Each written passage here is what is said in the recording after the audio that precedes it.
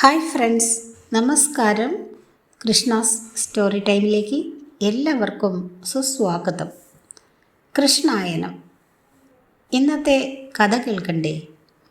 എല്ലാവർക്കും ശ്രീകൃഷ്ണ ഭഗവാന്റെ അനുഗ്രഹാശിസുകൾ ഉണ്ടാകട്ടെ എന്ന് പ്രാർത്ഥിക്കുന്നു.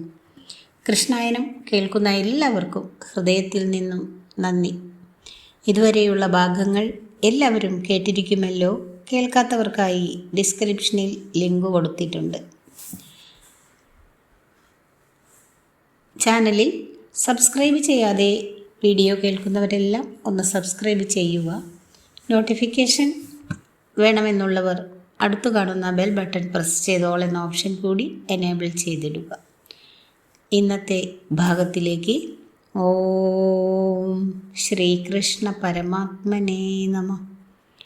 ചില പൊടിക്കൈകൾ. ദിവസങ്ങൾ കൊഴിഞ്ഞു വീണു. ദ്വാരകയിൽ കേശവൻ സ്ഥിരമായി വസിച്ചു. ഒരു ദിവസം അമൃതിന് തുല്യമായ മദ്യം സേവിച്ചപ്പോൾ ബലരാമന് ഇങ്ങനെ ഒരു ചിന്തയുണ്ടായി. യദുവംശം ഭരിക്കുന്നത് വൃദ്ധനായ ഉഗ്രസേനനാണ്. പക്ഷേ ഭരണം നിർവഹിക്കുന്നത് താനാണ്. എല്ലാ കാര്യങ്ങളും തൻ്റെ വരുതിയിലാണ് നടക്കുന്നത്. കേശവൻ പോലും എന്നോട് ആലോചിക്കാതെ ഒരു കാര്യവും നിർവഹിക്കാറില്ല. തൻ്റെ കൽപ്പനയ്ക്ക് വിരുദ്ധമായി ദ്വാരകയിൽ ഒന്നും നടക്കുകയില്ല. എല്ലാ രാജാക്കന്മാരും തന്നെയാണ് ബഹുമാനിക്കുന്നത്. ഹസ്തിനാപുരത്തിലെ ധർമ്മജൻ പോലും സിംഹാസനം തരുന്നത് തനിക്കാണ്, കേശവനല്ല. എന്നാൽ ഈയിടെയായി മാധവൻ തന്നോട് ആലോചിക്കാതെ ചില കാര്യങ്ങൾ ചെയ്യുന്നു. അത് പാടില്ല. ഇപ്പോൾ തന്നെ അവനോടത് പറയുന്നത് ഉചിതവും യോഗ്യവുമാണ്. ഇങ്ങനെ ചിന്തിച്ച ബലരാമൻ കേശവനെ കൂട്ടി വരുവാൻ ദൂതന്മാരെ വിട്ടു. ജ്യേഷ്ഠൻ്റെ അത്യാവശ്യം എന്താണെന്നറിയാതെ കേശവൻ വേഗത്തിൽ സീരിയുടെ കൊട്ടാരത്തിലേക്ക് നടന്നു. ബലരാമൻ ഇങ്ങനെ ദൂതന്മാരെ വിടാറില്ല. എന്തെങ്കിലും വിശേഷമുണ്ടെങ്കിൽ തനിയെ എഴുന്നള്ളുകയാണ് പതിവ്. ഇപ്പോഴത്തെ സംഭവം ഒരു പുതുമയായി ഉൾക്കൊണ്ട മാധവൻ ഉടനെ സീരിയുടെ ഭവനത്തിലെത്തി. ബലരാമൻ മുഖവുര കൂടാതെ പറഞ്ഞു, കേശവ, ഒരു കാര്യം പറയുവാനാണ് ഞാൻ നിന്നെ വിളിച്ചു വരുത്തിയത്. ദ്വാരകയിലെ രാജാവ് വൃദ്ധനായ ഉഗ്രസേനനാണെങ്കിലും കാര്യങ്ങൾ വരുതി വിട്ടുപോകാതെ പുലർത്തിപ്പോകുന്നത് ഞാനാണ്. രാജ്യഭരണ കാര്യങ്ങളിൽ ആവശ്യമില്ലാതെ നീ കൈകടത്തുന്നത് ശരിയല്ല. പലരും നിന്നെ വന്നു കാണുന്നു. അവർക്ക് വേണ്ടുന്ന കാര്യം നീ അനുഷ്ഠിച്ചു കൊടുക്കുന്നു. എനിക്ക് പദവി മാത്രമേ ഉള്ളൂവെന്നോ? ഭരണാധികാരി എന്ന നിലയ്ക്ക് എനിക്ക് അപമാനം വരുന്ന കർമ്മമാണ് നീ അനുഷ്ഠിച്ചു കൊണ്ടിരിക്കുന്നത്. അതിൽ നിന്നും ഒഴിഞ്ഞു മാറി നീ സ്വസ്ഥനായിരിക്കണം. ബലരാമൻ്റെ ഭാഷണം കേട്ട് സന്തോഷിച്ച് കേശവൻ പറഞ്ഞു, ജ്യേഷ്ഠ, അങ്ങ് പറയുന്നത് പോലെ ഞാൻ വർത്തിച്ചു കൊള്ളാം. അന്യരുടെ കാര്യം അനുഷ്ഠിച്ച് മടുത്തു. ശാപം വലിച്ചു വയ്ക്കുകയല്ലാതെ മറ്റൊരു ഗുണവും എനിക്ക് ലഭിച്ചിട്ടില്ല. ഇപ്പോഴെങ്കിലും ജ്യേഷ്ഠന് ദയവ് തോന്നിയത് എൻ്റെ ഭാഗ്യം. ദ്വാരകയിലെ ഭരണാധികാരിയായ വ്യക്തി ജ്യേഷ്ഠൻ തന്നെയാണെന്ന് ഞാൻ സമ്മതിക്കുന്നു. ബലരാമൻ സന്തോഷിച്ചു. പുഞ്ചിരിച്ചുകൊണ്ട് കേശവൻ സ്വന്തം കൊട്ടാരത്തിലേക്ക് മടങ്ങി. ബലരാമൻ്റെ മനസ്സിൽ തോന്നിയ പോലെ ചില വിചാരങ്ങൾ സത്യഭാമയ്ക്കും ഉണ്ടായി. മാധവൻ്റെ ഭാര്യമാരിൽ ഏറ്റവും കൂടുതൽ സൗന്ദര്യമുള്ളത് സത്യഭാമയ്ക്കായിരുന്നു. അതുകൊണ്ട് കേശവന് തന്നോട് അധികം സ്നേഹമുണ്ടെന്ന് സത്യഭാമ ഉറച്ചു വിശ്വസിച്ചു. മാധവൻ അധിക നേരവും വസിക്കുന്നത് സത്യഭാമയുടെ കൊട്ടാരത്തിലായിരുന്നു. യാത്ര ചെയ്യുന്ന അവസരങ്ങളിലും കേശവൻ സഹയാത്രികയായി സത്യഭാമയെയായിരുന്നല്ലോ കൂട്ടിയിരുന്നത്. തന്നോടുള്ള പ്രേമാധിക്യം കൊണ്ടാണ് അതെന്ന് സത്യഭാമ ഉറച്ചു ധരിച്ചു. മറ്റൊരു ചിന്തയും സത്യഭാമയ്ക്കുണ്ടായിരുന്നു. സൂര്യനെ തപസ്സു ചെയ്ത് വരം നേടിയ സത്രാജിത്തിൻ്റെ പുത്രിയാണ് താൻ. മറ്റാരേക്കാളും ശ്രേഷ്ഠമായ കുലവും മഹിമയും തനിക്കുണ്ട്. മാധവൻ്റെ വംശത്തിലാണ് തൻ്റെയും ജനനം. അതുകൊണ്ട് മാധവന് തന്നോടായിരിക്കും പ്രേമത്തികവെന്നും ഭാമ ധരിച്ചു. എപ്പോഴും ഭാമ ഓർക്കുകയും പറയുകയും ചെയ്യുന്ന മറ്റൊരു സന്ദർഭമുണ്ട്. നരകാസുരനുമായുണ്ടായ പോരിൽ അസുരൻ്റെ ശരമേറ്റ് മാധവൻ രഥത്തിൽ തളർന്നു പതിച്ചല്ലോ. ഭാമയായിരുന്നു തുടർന്ന് യുദ്ധം ചെയ്തത്. 1000 നാക്കിൻ്റെ വീര്യത്തോടെയാണ് ഭാമ ആ യുദ്ധത്തെക്കുറിച്ച് വർണ്ണിച്ചു കേൾപ്പിക്കുന്നത്. യഥാർത്ഥത്തിൽ കേശവനെ രക്ഷിച്ചത് താനാണെന്ന് വരെ ഭാമ തോഴിമാരോട് പറഞ്ഞു. ആ വാക്കുകൾ തോഴിമാരിൽ നിന്നറിഞ്ഞ കേശവൻ്റെ മറ്റു പത്നിമാർ മാധവനോട് വിവരമുണർത്തിച്ചു. എല്ലാം കേട്ട കേശവൻ പുഞ്ചിരിക്കുക മാത്രം ചെയ്തു. സത്യഭാമയിൽ അഹങ്കാരം വളർത്തിയ മറ്റൊരു കാര്യം പാരിജാതം കേശവൻ അവളുടെ കൊട്ടാരമുറ്റത്ത് നട്ടതാണ്. ദേവപുഷ്പം തൻ്റെ സവിധത്തിൽ വളർത്തിയത് തന്നോടുള്ള സ്നേഹാധിക്യം കൊണ്ടാണെന്ന് ഭാമ വിശ്വസിച്ചു. ദേവസ്ത്രീകൾ പോലും തൻ്റെ സൗന്ദര്യത്തിൽ അസൂയപ്പെടുന്നു. പാണ്ഡവപത്നിയായ പാർഷദി തന്നെ ബഹുമാനിക്കുന്നു. മാധവൻ്റെ ഭാര്യമാരിൽ താൻ തന്നെയാണ് ശ്രേഷ്ഠ. ഈ വിചാരം സത്യഭാമയുടെ വാക്കുകളിലും കർമ്മങ്ങളിലും പ്രതിഫലിച്ചു. എല്ലാം മാധവൻ അറിഞ്ഞുകൊണ്ടിരുന്നു. എന്നാൽ ഒന്നും അറിയുന്നതായി കേശവൻ ഭാവിച്ചില്ല. അക്കാലത്തു തന്നെ മാധവൻ്റെ പ്രിയവാഹനമായ ഗരുഡനും ചില അഹങ്കാര ചിന്തകൾ പൊട്ടിമുളയ്ക്കാതിരുന്നില്ല. ഐശ്വര്യം വളരുമ്പോൾ അഹങ്കാരം ഉണരുക സാധാരണയാണല്ലോ. ഗരുഡൻ്റെ ചിന്ത ഇതൊക്കെയായിരുന്നു. കശ്യപ പ്രജാപതിയുടെ പുത്രനാണ് താൻ. സൂര്യസാരഥിയായ അരുണൻ്റെ അനുജനാണ്. കദ്രു മാതാവിൻ്റെ ദാസ്യം തീർത്തവനാണ്. ഇന്ദ്രാദികളെ തോൽപ്പിച്ച് അമൃത് കൊണ്ടുവന്നവനാണ്. പാലാഴി മഥനത്തിൽ മന്ദരപർവ്വതം അപ്പാടെ പെറുക്കിയെടുത്തത് കൊണ്ടുവന്നവനാണ്. ലോകരക്ഷകനായ വിഷ്ണുവിൻ്റെ വാഹനമാണ്. പറവകളുടെ രാജനും താൻ തന്നെയാണ്. ഇത്രയും മഹത്വം ലോകത്തിൽ മറ്റാർക്കും ഇല്ല തന്നെ. ഈ ചിന്തകൾ ഗരുഡനിൽ അഹങ്കാരം വളർത്തി. പക്ഷിരാജൻ്റെ പ്രവൃത്തികളിൽ അഹങ്കാരം പ്രകടമായി. ഈ വിവരവും മാധവൻ മനസ്സിലാക്കി വച്ചിരുന്നു. അഹങ്കാരം ആർക്കും നന്നല്ല. ജീവിതത്തിൻ്റെ ഓരോ നിമിഷവും പൂർണ്ണമാകണമെങ്കിൽ അഹം നശിക്കണം. ഐശ്വര്യവും സൗന്ദര്യവും വർദ്ധിക്കുമ്പോൾ മതമുയരും. സത്യവും നീതിയും നന്മയും കെടും. തിന്മ വളരും. ഇതുണ്ടാവാതിരിക്കുവാൻ ദർപ്പം നശിപ്പിച്ചേ മതിയാവൂ. ദിവസങ്ങൾ പിന്നെയും കൊഴിഞ്ഞു വീണു. അക്കാലത്ത് ദേവലോകത്ത് ഒരു നൃത്തോത്സവം നടന്നു. ഇന്ദ്രൻ സിംഹാസനത്തിൽ ഉപവിഷ്ടനായി. മറ്റു ദേവതകളും ഉചിത ആസനങ്ങളിലിരുന്നു. ബൃഹസ്പതിയും ഗരുഡനും ദേവസദസ്സിൽ വിശിഷ്ടാതിഥികളായി എത്തി. നൃത്തം അരങ്ങേറുവാൻ ഇനി അധിക സമയമില്ല. ഈ സമയത്ത് ബ്രഹ്മപുത്രനായ നാരദ മഹർഷി അവിടേക്ക് എഴുന്നള്ളി. ദേവമുനിയെ കണ്ട് ബഹുമാനാർത്ഥം ബൃഹസ്പതി അടക്കം എല്ലാവരും എഴുന്നേറ്റു. എന്നാൽ ഗരുഡൻ മാത്രം എഴുന്നേറ്റില്ല. മാത്രമല്ല അല്പം പോലും ബഹുമാനം കാണിച്ചതുമില്ല. ഇത് കണ്ട് അടുത്തിരുന്ന ഒരു ദേവൻ ചോദിച്ചു, വൈനതേയ, താങ്കൾ ചെയ്തത് ശരിയായില്ല. അദ്ദേഹത്തെ ബഹുമാനിച്ചില്ലെന്ന് മാത്രമല്ല, താങ്കൾ അപമാനിക്കുകയും ചെയ്തു. പെട്ടെന്ന് ഗരുഡൻ അല്പം ക്ഷോഭിച്ചു തന്നെ പറഞ്ഞു, ഏഷണിക്കാരനായ ആ മുനിയെ ആരാണ് ബഹുമാനിക്കുന്നത്? കൂട്ടിയടി ഉണ്ടാക്കുക എന്നതാണ് അയാളുടെ പ്രധാന ജോലി. നിങ്ങൾ ബഹുമാനിക്കുന്നെങ്കിൽ അങ്ങനെയാവട്ടെ. എനിക്ക് അയാൾ ആരുമല്ല.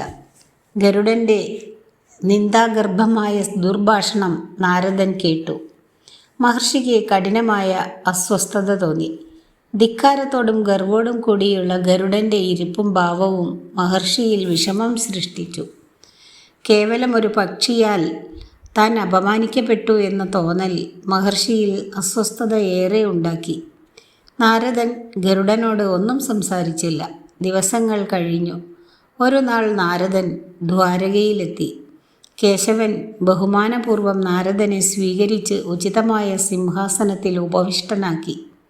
അർഘ്യപാദ്യങ്ങൾ നൽകി സന്തോഷിപ്പിച്ച ശേഷം കേശവൻ ചോദിച്ചു, ദേവം മഹർഷേ, അങ്ങിപ്പോൾ എഴുന്നള്ളുന്നത് എവിടെ നിന്നാണ്?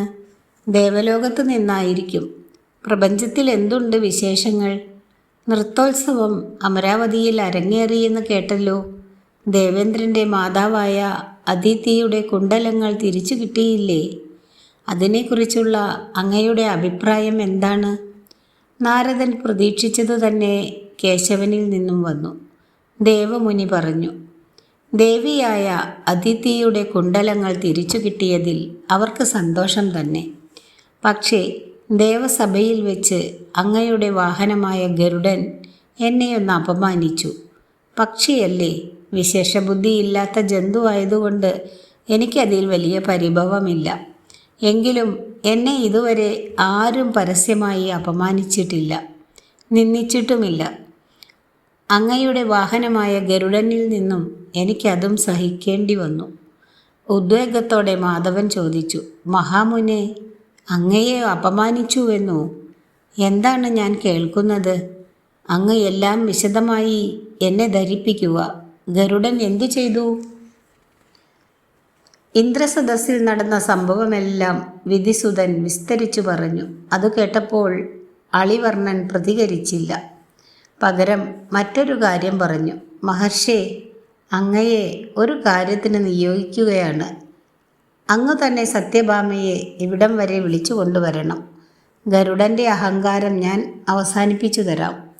നാരദൻ സത്യഭാമയുടെ കൊട്ടാരത്തിലേക്ക് നടന്നു. മഹർഷിയിൽ കേശവൻ്റെ വാക്കുകൾ അത്ഭുതമാണ് സൃഷ്ടിച്ചത്. ഗരുഡൻ്റെ അഹങ്കാരമടക്കുവാൻ സത്യഭാമയ്ക്ക് കഴിയുമോ? വിചിത്രമായി തോന്നുന്നു. എങ്കിലും കേശവൻ പറഞ്ഞതല്ലേ, പോയി വിളിച്ചു കൊണ്ടുവരാം. തന്ത്രശാലിയാണ് മാധവൻ. പൊരുളില്ലാതെ ഒന്നും കേശവൻ അരുളുകയില്ല. ഇങ്ങനെ ചിന്തിച്ച് നാരദൻ സത്യഭാമയുടെ കൊട്ടാരത്തിലെത്തി. പൂമുഖത്ത് നിന്നിരുന്ന തോഴിമാരോട് സത്യഭാമ എവിടെയെന്ന് നാരദൻ അന്വേഷിച്ചു. മാമുനിയെ കണ്ട് ബഹുമാനിച്ച തോഴിമാർ പറഞ്ഞു, തമ്പുരാട്ടി അന്തഃപുരത്തിലാണ്, ഞങ്ങൾ വിളിച്ചു കൊണ്ടുവരാം. അത് കേട്ട് നാരദൻ പറഞ്ഞു, നിങ്ങൾ വിളിക്കുക വേണ്ട, ഞാൻ തന്നെ ദേവിയെ വിളിച്ചു കൊണ്ടുവരാം. നിങ്ങൾ അന്തഃപുരത്തിലേക്ക് വഴി കാണിച്ചാൽ മതി. തോഴിമാർ മഹർഷിയെ അന്തഃപുരത്തിലേക്ക് ആനയിച്ചു. സത്യഭാമ അന്തഃപുരത്തിൽ ഒരു നീലക്കണ്ണാടിയുടെ മുൻപിലിരിക്കുകയായിരുന്നു. തോഴിമാർ പറഞ്ഞു, അതായിരിക്കുന്നു ഭാമാദേവി. ദേവി എന്തോ ആലോചിക്കുകയാണെന്ന് തോന്നുന്നു. നാരദൻ അന്തഃപുരത്തിന് മുമ്പിൽ ചെന്ന് ഭാമയെ വിളിച്ചു. ദേവി, സത്യഭാമേ, കേശവൻ വിളിക്കുന്നു, വേഗം വന്നാലും. നാരദൻ്റെ ശബ്ദം അന്തഃപുരത്തിൽ തട്ടി പ്രതിധ്വനിച്ചു. അത്ഭുതമെന്ന് പറയട്ടെ, സത്യഭാമ തിരിഞ്ഞു നോക്കിയതുപോലുമില്ല. നീലക്കണ്ണാടിയുടെ മുമ്പിലിരുന്ന സൗന്ദര്യത്തിന് മോടികൂട്ടുകയാണവൾ. നിബിഡ ചിഗുര ഭാരത്തിൽ സുരഭില സൂനങ്ങൾ തിരുകി മനോഹരമാക്കുകയാണ് സത്യഭാമ. നീലായത മിഴികളിൽ നീലാഞ്ജനമെഴുതി മോടി പിടിപ്പിച്ചു. വാരുളിത്തിങ്കൾ തോൽക്കും നിടിലത്തിൽ വാർച്ചാന്തു പൊട്ടുതൊട്ട് കോമളമാക്കി. അധരങ്ങൾ മിനുക്കിയും ആഭരണങ്ങൾ മാറിൽ ഒതുക്കിയും സത്യഭാമ സൗന്ദര്യ തികവ് വർദ്ധിപ്പിച്ചു കൊണ്ടിരുന്നു. ഇതെല്ലാം കണ്ട് വന്നതു തന്നെ അബദ്ധമായി എന്നോർത്ത് നാരദൻ ഒന്നുകൂടെ വിളിച്ചു പറഞ്ഞു, ദേവി, ഞാൻ കേശവൻ്റെ ദൂതനാണ്. ഭവതിയെ മാധവൻ വിളിക്കുന്നു. ഇല്ല, അതിനുമില്ല പ്രതികരണം. തങ്കപ്പൂ മേനിയിൽ പത്മരാഗം പൂശി ഉടുത്തിരിക്കുന്ന പൂമ്പട്ടുടയാടയുടെ മടക്കും ചുളിവും തീർക്കുകയാണ് സത്യഭാമ. വീണ്ടും താൻ അപമാനിതനായി എന്ന് നാരദന് തോന്നി. നാരദൻ വളരെ വേഗം കേശവൻ്റെ സവിധത്തിൽ മടങ്ങിയെത്തി. ചെന്നപാടെ നാരദൻ പറഞ്ഞു, കേശവ, ഇത് കുറെ കടന്ന കൈയായി പോയി. സത്യഭാമ ഒന്ന് തിരിഞ്ഞുപോലും നോക്കാതെ വാതിൽക്കൽ നിന്നപാടെ നിർത്തി എന്നെ അപമാനിച്ചു. ഞാനൊരു മുനിയല്ലേ, അങ്ങയുടെ ദൂതനായി ചെന്നവനുമാണ്. മനഃപൂർവ്വം സത്യഭാമ എന്നെ ധിക്കരിക്കുകയായിരുന്നു. കേശവൻ പുഞ്ചിരിച്ചുകൊണ്ട് പറഞ്ഞു, ഭാമയും നാരദനെ ധിക്കരിച്ചു അല്ലേ? ആവട്ടെ, അങ്ങ് വിഷമിക്കാതിരിക്കൂ, എല്ലാം ശരിയാകും. അഹങ്കാരമാണ് ഇതിനെല്ലാം കാരണമെന്ന് അങ്ങയോട് പ്രത്യേകം പറയേണ്ടല്ലോ. എന്തായാലും ഒരു കാര്യം കൂടി അങ്ങ് ചെയ്യണം. കദളീവനം അറിയാമല്ലോ, അവിടെ രാമഭക്തനായ ഹനുമാനുണ്ട്. അവനെ നാരദൻ പോയി വിളിച്ചു കൊണ്ടുവരണം. അങ്ങ് പോയാലേ ഹനുമാൻ വരികയുള്ളൂ. നാരദൻ പുറത്തിറങ്ങി കദളീവനത്തിലേക്ക്